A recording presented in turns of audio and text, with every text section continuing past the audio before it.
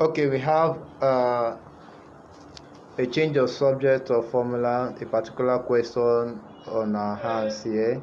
We've got I equals E over square root of R squared plus W squared L squared, making R the subject of the formula. We want to try the simplest method as possible, that the simplest way as possible without wasting time. So here we have to make I a fraction. That will be I over 1 equals E over square root of R squared plus W squared L squared.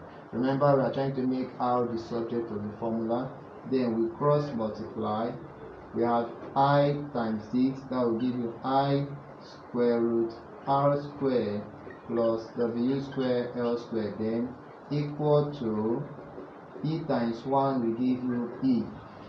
Let us divide both sides by I so that we can remove I. Divide through by I. Here we got I square root R squared plus W squared L squared over I equals E over I. Now I can cancel I out, so we can be left with square root of R squared plus W square L square equals E over I.